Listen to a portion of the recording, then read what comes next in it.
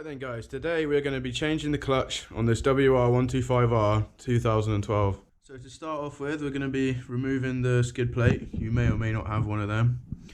And then we're going to be draining the oil before removing this side casing here. I happen to be replacing my sump nut and the O-ring, as the old one got damaged.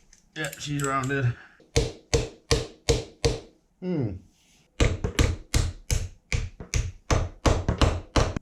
I was beginning to worry.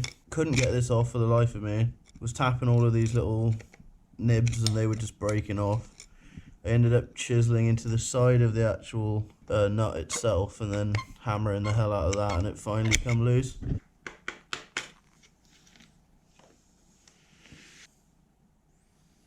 That's not too bad. Right, so the reason I originally ended up in this mess is last time I did an oil change, I noticed I was missing my O-ring seal from here. I just stuck a hairband in there, as you can probably see, and tightened them on way too hard because I had a ride that was coming like the next day and I just didn't want to miss that. Right then guys, once you've fully removed your oil, let it drain out for a bit. You want to remove each of these bolts holding the casing on. You do have to take this one out, but leave these two in. They'll just cover your oil filter. Okay guys, so I've got all of these loosened off. This is the last one, and this is up to personal preference, but so you don't have to remember which bolt goes where, some of them are longer than others. Try and just leave them all in.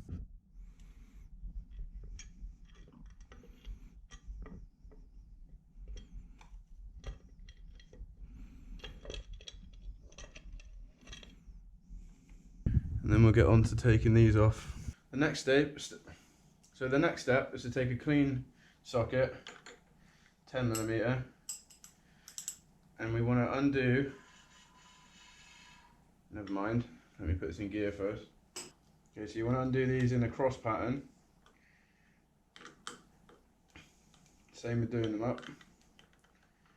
And again, just maximum amount of focus on not getting any dirt inside your engine.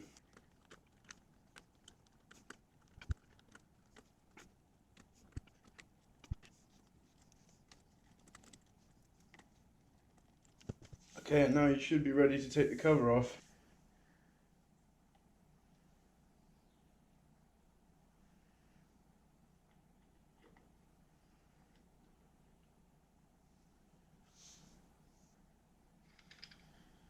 Okay, there's two little spacers, like spacer rings in there. You want to leave them.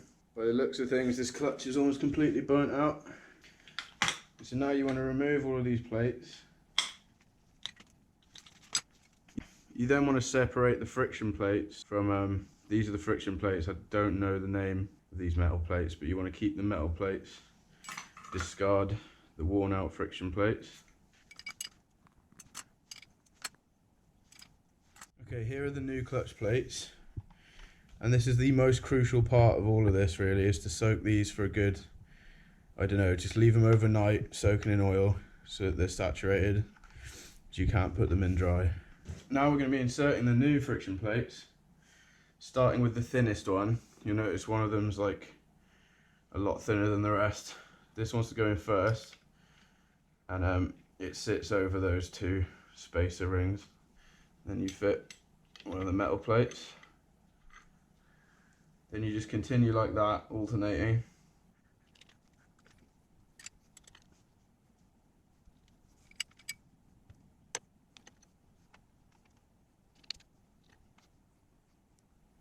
And then goes the last one.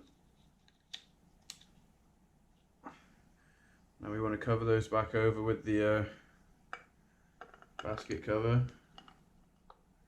It might be a good idea to replace the springs in these. The clutch kit I bought didn't come with springs, so I'm just going to put the old ones back in. They're probably not that worn out, but who knows.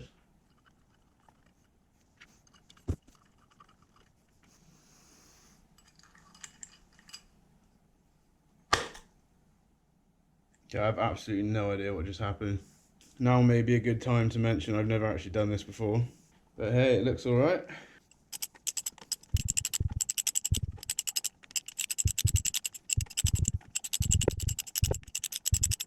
Okay, you do not want to over tighten these, just get them snug. seems to be working okay. Right guys, now we're going to want to place the cover back over the whole thing. I'm not replacing my gasket as it actually hasn't broken and I'm lazy. I would advise you to replace yours though, just to be sure. Okay, you might find that this is a bit fiddly. Not really any way of getting around that. If you pull the brake lever down, should be able to slip them in here. Like so. Being very careful not to drop all of these bolts out or knock any mud inside. Right, so I'm going to do all these up like very loosely, hand tight, making sure I'm not crossing any threads.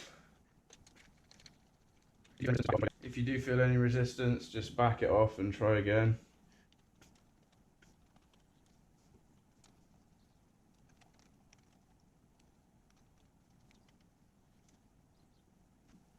Now gently tighten them up.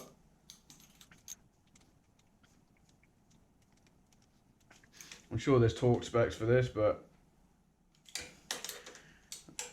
I don't even own a torque wrench. Just stop when you feel it's nice and snug before you break anything. Now I'm just going to pop in my brand new sump nut and O-ring. All that's left to do now is fill it up with some oil. I'm going to use what I soaked the plates in, as I kept it clean. Okay then guys, that's how you replace the clutch on a Yamaha WR. Thank you for watching.